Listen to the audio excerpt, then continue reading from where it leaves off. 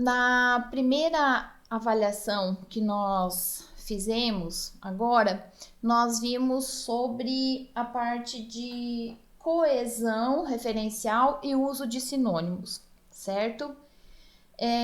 Na verdade, essa parte nós não trabalhamos com verbos, né? Eu sei que algumas mães ficaram preocupadas até e com um tipo de ansiedade até devido aos verbos, mas nessa primeira avaliação que nós vimos, nós não trabalhamos verbos, nós trabalhamos mais a parte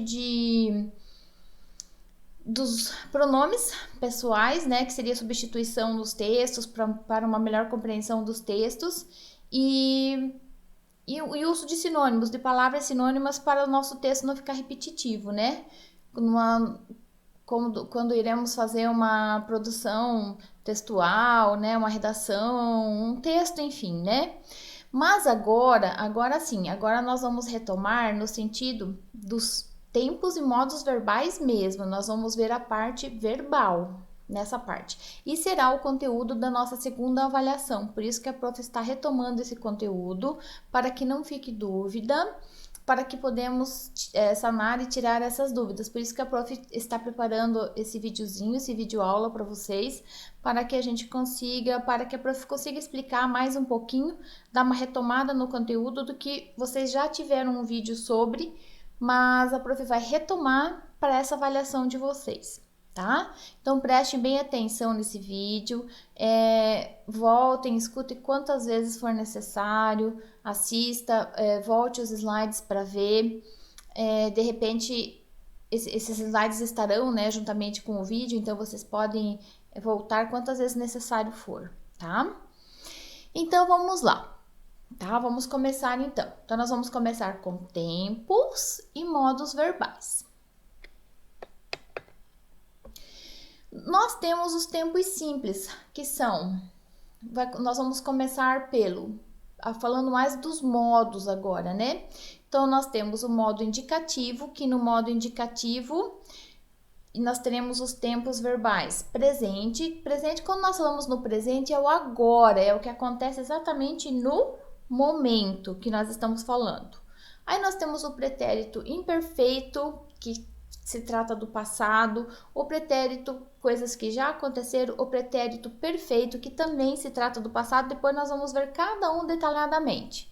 Nós temos o futuro do presente, que daí já se trata de algo que ainda vai acontecer, e o futuro do pretérito, que também é algo, mesmo falando futuro do pretérito e futuro do presente, ainda são coisas, algo que ainda irá acontecer. Falando em futuro, vai ainda acontecer. Pretérito mais que perfeito. Esse pretérito mais que perfeito, ele até teria que estar junto com os pretéritos, né? Pretérito imperfeito, perfeito e o mais que perfeito. Mas tudo bem, não há problema, né? A gente sabe que ele estará junto com os pretéritos. Modo subjuntivo, que também vai apresentar os tempos presente, pretérito imperfeito e futuro. E o modo imperativo, que apresentará o afirmativo e o negativo, que também iremos ver mais para frente. Aí nós temos as formas nominais, que é o infinitivo impessoal, infinitivo pessoal, gerúndio e particípio. Essas partes aqui, que tá nesse pedacinho de baixo aqui, nós não precisamos nos preocupar muito, nós vamos ficar até o modo imperativo ali. O modo imperativo que mais vai nos interessar. Então, nós vamos ver o modo indicativo, o modo subjuntivo e o modo imperativo. Esses que nós vamos nos preocupar mais no momento. Essas formas nominais que está ali abaixo é mais para tomarmos conhecimento de que podemos ver dentro do nosso assunto verbos, mas que nós vamos nos atentar mais é do modo indicativo, modo subjuntivo e modo imperativo, ok? Muito bem, então agora nós vamos ver aqui o modo.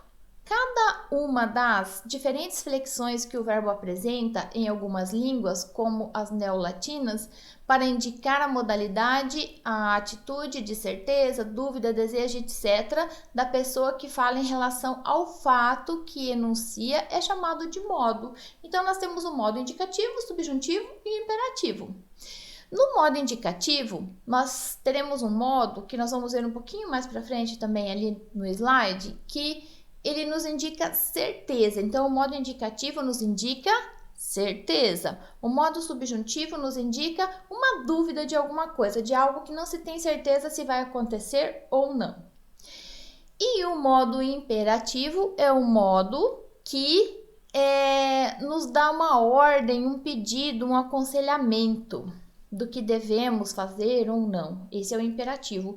O modo imperativo, vocês, as mamães de vocês, vocês veem muito no sentido quando vocês vão preparar uma receita culinária, uma receita de um creme de beleza, um tutorial sobre como montar um móvel de casa, como consertar algo, é o modo imperativo que está. Já vocês vão entender o porquê que a prof está falando isso. Em outras línguas, podem distinguir-se outros modos, como o optativo, o real e o irreal, mas isso em outras línguas. Então, nós temos que nos preocupar somente com o nosso indicativo, subjuntivo e imperativo. Modo indicativo. Então, é o modo verbal por meio do qual se expressa a ação ou o estado denotado pelo verbo como um fato real. Assim, o falante exprime a certeza. Lembra que a prof falou anteriormente que o modo indicativo ele nos indica certeza ao que se diz. Certeza quando nós estamos falando algo. Quer em referência ao presente, ao passado ou ao futuro, mas nós falamos no modo indicativo, nós estamos falando no modo da certeza, quando nós temos certeza do que nós estamos falando. Exemplos: eu viajo, eu viajava, eu viajei, eu viajarei, eu viajaria. Mas eu tenho certeza dessas viagens todas que eu falei. Eu tenho certeza. Eu viajo, eu viajava, eu viajei, eu viajarei, eu viajaria. Certeza absoluta. Eu não fiquei em dúvida. Modo indicativo distingue o passado em 3 aspectos de tempo. Então, nós temos o pretérito perfeito, eu viajei. O pretérito imperfeito, eu viajava. E o pretérito mais que perfeito, eu viajara. Viajara, não é viajará, viajara. A gente quase não usa na nossa língua esse viajara, né?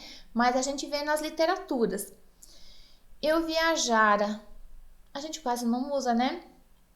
Dificilmente. Mas nós precisamos ver também e saber que a terminação dele é assim. Se nós colocássemos como se fosse assim, eu viajará, não ia ficar legal também, né? Então, eu viajara. E se tivesse acento também, estaria no futuro, não estaria no passado. Bom, essas terminações, então, nós temos no pretérito perfeito, viajei, pretérito imperfeito, viajava, pretérito mais que perfeito, viajara. E o futuro em 2 aspectos de tempo. Então, no futuro, nós temos 2 tempos. O futuro do presente, eu viajarei semana que vem, mês que vem, o ano que vem. Eu viajarei. Futuro do pretérito, eu viajaria. Eu viajaria. Se não tivesse esse problema do Covid, né? Mas no momento nós não estamos podendo. Então, eu viajaria. Temos essas 2 terminações, eu viajarei, eu viajaria. Então, quando aparecer viajarei, eu tenho certeza que é futuro do presente. Quando aparecer a terminação iria, viajaria, aí eu já vou ter certeza que eu tenho o futuro do pretérito. Então, eu tenho que cuidar todas as terminações certinha para saber qual tempo que eu estou. O modo é o modo indicativo, é aquele modo que exprime certeza, ele não vai deixar dúvida. Mais sobre o presente. Então, nós sabemos que o presente, quando nós vamos conjugar, nós temos um presente só. Só que dentro da literatura, aparece mais de um tipo de presente. Então, vamos ver aqui, ó.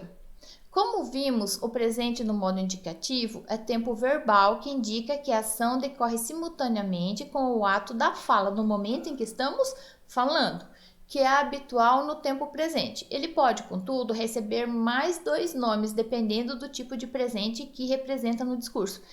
Gente, não se preocupa muito com esses presentes que a prof vai falar agora. É mais para vocês terem conhecimento. O que nós temos que nos preocupar e saber é que quando nós falamos do presente, nós estamos falando do tempo real, no tempo atual, presente, agora. Presente gnômico, uso especial do tempo presente dos verbos para indicar fatos atemporais, ou seja, essas orações são intemporais, verdades eternas, leis da natureza, definições científicas, provérbios, etc. Por isso que nós não precisamos nos preocupar muito com ele, tá?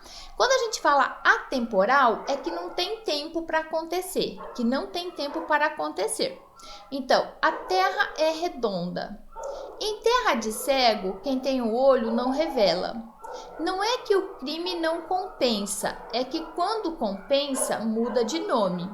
Ri melhor quem ri por último, correndo naturalmente o risco de passar por débil mental. Então é mais assim quando nós vamos escrever algo da literatura, principalmente quando nós vamos falar de provérbios e de definições científicas. Então nós não precisamos nos preocupar muito com esses presentes aqui, nem com o presente gnômico e nem com o presente histórico que nós vamos ver em seguida. Então vamos ver ali. Presente histórico. Uso especial do tempo presente dos verbos para narrar um acontecimento que se deu no passado. Esse presente histórico a gente vê muito em relatos. Então, era setembro de 1822. Dom Pedro viaja com a sua guarda para o Rio de Janeiro.